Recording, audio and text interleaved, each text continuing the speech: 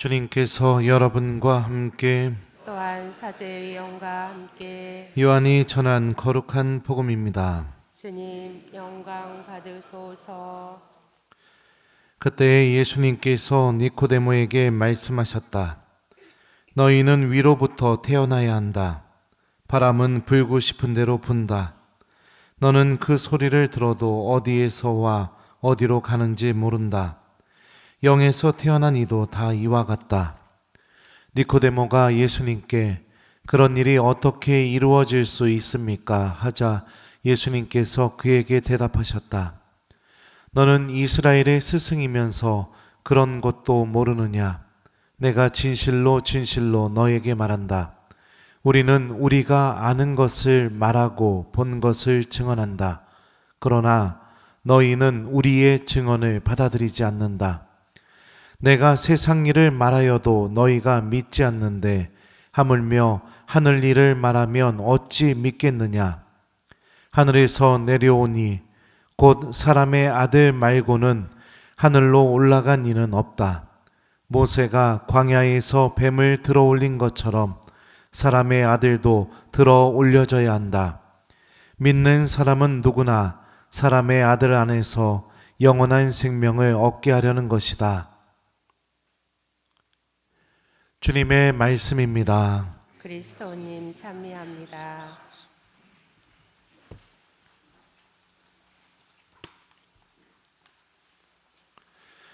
오소서 성령님, 너희는 위로부터 태어나야 한다. 안녕하세요. 오늘 일독서 말씀부터 좀 볼까요?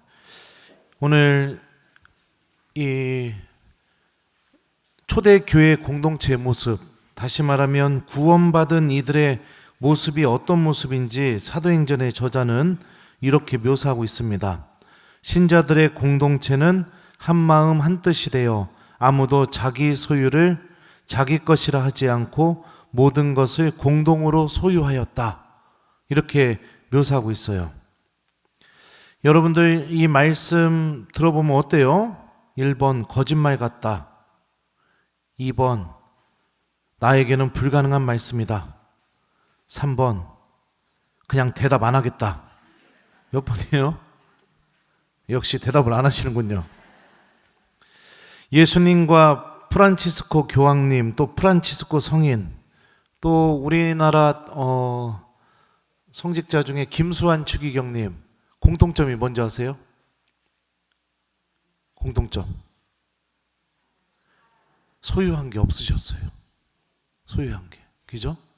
프란치스코 교황님은 통장에 100달러 있었고, 김수환 추기경님도 한 100만 원인가 200만 원인가 밖에 없었죠. 예수님도 돌아가실 때 십자가에서 아무것도 갖고 있지 않으셨고, 프란치스코 성인도 마찬가지죠. 오늘 복음을 보면 예수님께서 니코데모에게 너희는 위로부터 태어나야 한다 이렇게 말씀하셔요. 그리고 사도행전은 그 물과 성령으로 새롭게 태어난 이들의 모습이 어떤지를 알려줍니다. 그게 바로 가난입니다. 가난. 왜 가난이 내가 위로부터 태어나고 물과 성령 안에서 새롭게 태어난 사람들 안에서 첫 번째로 맺어지는 열매인가? 예수님을 소유했기 때문에 더 이상 필요한 게 없기 때문입니다. 그리고 중요한 건 무엇이냐? 내가 믿고 있고 따르고 있고 또 영원한 생명이 있다고 굳게 믿고 있고 또 구원이 있다고 믿고 있는 그 예수님이 가셨던 그 길이 십자가로 향하는 길이었고, 그것은 아무것도 소유하지 않고 하느님의 뜻에 끝까지 순명하는 길이었기 때문에 그렇죠. 실제로 부자 청년이 예수님께 와서 계명을 다 지켰는데 내가 하느님 나라 들어가는데 필요한 게 무엇입니까? 이렇게 물어보자 예수님이 뭐라고 하셨죠? 너에게 부족한 것이 하나 있다. 가서 내가 가진 것을 다 팔아 가난한 이들에게 나눠주고 그리고 나를 따라와라. 그러면 내가 하늘에서 보화를 얻을 것이다. 이렇게 주님께서 말씀하셨었죠. 더군다나 오늘 일독서 말씀을 보게 되면은요, 사도행전의 저자가 한 사람의 이름을 기억을 합니다. 그게 누구냐? 제가 읽어줄게요. 키프로스 태생의 레위인으로 사도들에게서 위로의 아들이라는 뜻의 바르나바라는 별명을 얻은 요셉도 자기가 소유한 밭을 팔아 그 돈을 가져다가 사도들의 발 앞에 놓았다. 이렇게 하죠. 하느님께 내가 무엇인가를 봉헌하고 자선을 실천하고 내가 믿음 때문에 가난을 선택하게 되면은 어떤 일이 벌어지게 되느냐? 성경이 이름을 기억한다는 것은 무엇을 의미할까요? 하느님이 그 사람을 기억하고 있다는 것을 의미합니다. 이 바르나바는 나중에 어떤 사람으로 바뀌게 될까요? 바오로 사도와 함께 선교 여행을 떠나게 되죠. 사도행전 후반부에 나오게 됩니다. 완전히 주님의 도구로 변화가 되게 되죠. 오늘 복음 후반부를 보면은 예수님께서 이렇게 말씀하셔요. 모세가 광야에서 뱀을 들어 올린 것처럼 사람의 아들도 들어 올려져야 한다. 믿는 사람은 누구나 사람의 아들 안에서 영원한 생명을 얻게 하려는 것이다. 이 말씀은 민수기 21장의 말씀에 배경을 두고 있는데요. 민수기 21장의 말씀을 읽어보면 양식과 물 때문에 이스라엘 사람들은 하느님과 모세에게 불평을 하기 시작합니다. 그래서 이렇게 말해요. 당신들은 어쩌자고 우리를 이집트에서 올라오게 하여 이 광야에서 죽게 하시오. 양식도 없고 물도 없소. 이 보잘것없는 양식은 이제 진저리가 나오. 이 보잘것없는 양식이 뭘까요? 만나와 메추라기죠. 여러분들 만나, 이 히브리 말로 만나가 무슨 뜻이냐면 도대체 이것이 무엇이냐 이런 뜻이에요. 그러니까 광야에서 쫄쫄 굶다가 뭐 먹을 게 없다가 하느님이 만나를 내려주시니까 이 사람들이 감탄에 차서 도대체 이게 무엇이냐 이 광야에서 이런 의미로 붙여진 이름이 만나입니다. 이 만나라는 이름의 그 뜻이 원래 히브리 말로 도대체 이게 뭐냐 이런 뜻이거든요. 감탄할 정도로 만나를 받았을 때 감탄할 정도로 그들이 그렇게 환호했던 그 양식이 이제는 진저리가 난답니다. 그래서 하느님은 불평하는 이스라엘 사람들에게 불뱀을 보내게 되었죠. 그리고 불뱀에 물린 사람들은 죽을 운명에 놓이게 됩니다. 더 소유하고 싶은 마음은 언제나 주님 앞에서 불평하게 되어 있습니다. 더 갖고 싶고 더 내가 많이 무엇인가를 누리고 싶고 그런 마음을 갖게 되면은 그 불평의 정도가 어느 정도냐? 이렇게 말해요. 당신들은 어쩌자고 우리를 이집트에서 데리고 올라오게 하여 이렇게 얘기합니다. 이집트에서 탈출할 때 하느님을 찬미하면서 떠났던 이스라엘이 그렇게 얘기합니다. 더 소유하고 싶으니까, 더 갖고 싶으니까.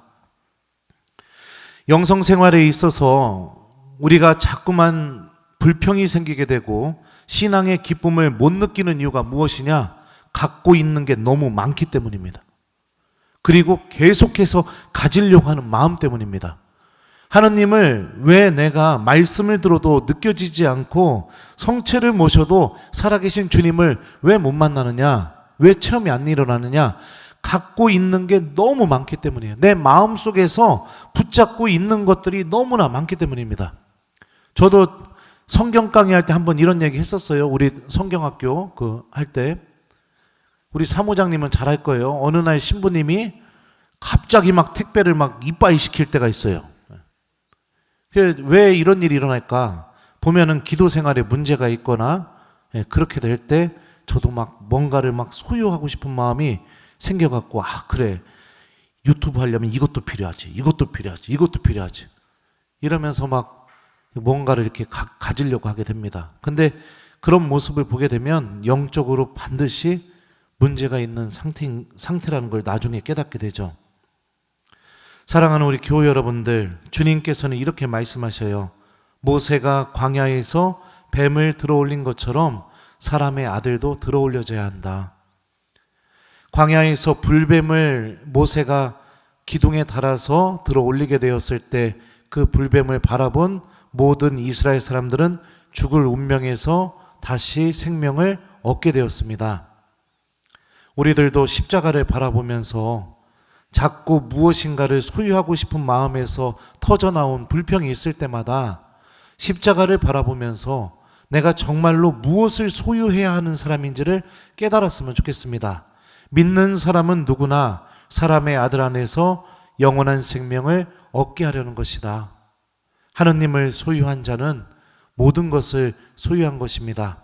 하느님을 얻은 사람은 가장 소중한 것, 영원한 생명을 얻은 것입니다. 그러니 무엇인가를 더 소유해야 할 필요도 없고 비교해서 부족한 것이 너무나 많다고 불평할 필요도 없는 것이고 주님께서 나를 구원하고 계시는 그 하느님의 은총에 감사하면서 살아갈 수가 있는 것이겠죠. 여러분들의 오늘 하루는 어땠나요? 하느님을 소유하는 하루였나요? 아니면 누가 가진 것 때문에 나는 그거 갖고 있지 못해서, 누가 갖고 있는 조건 때문에 나는 그 조건을 누리지 못해서 그냥 불평하고 불만하고 그러면서 살아온 하루였나요?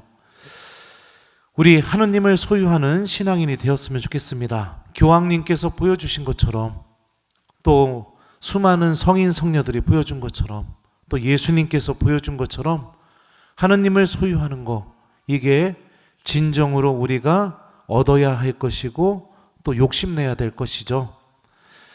오늘 하루를 마무리하면서 오늘 하루는 여러분들 주님을 소유할 수 있는 은총과 또 도움을 청하는 그런 하루가 되었으면 좋겠습니다.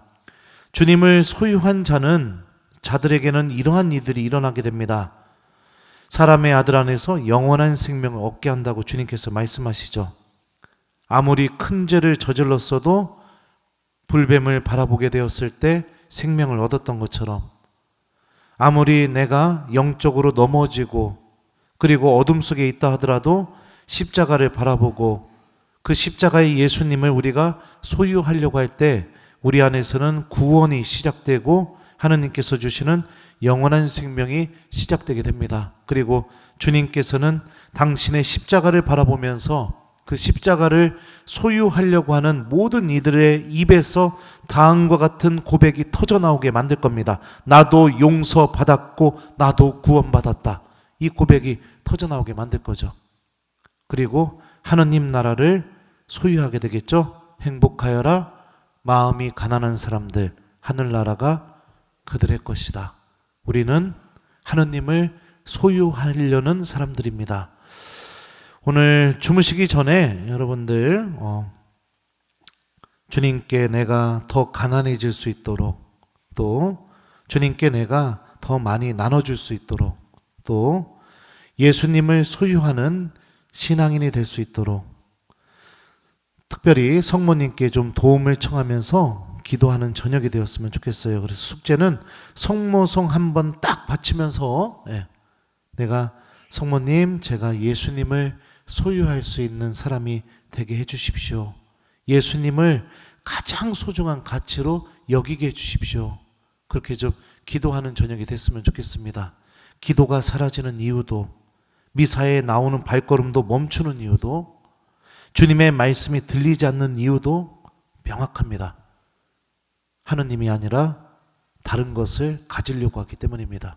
우리 하느님을 소유할 수 있는 믿음을 성모님의 도움으로 하느님께 청하는 저녁이 되었으면 좋겠습니다.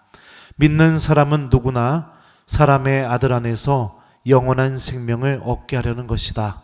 아멘.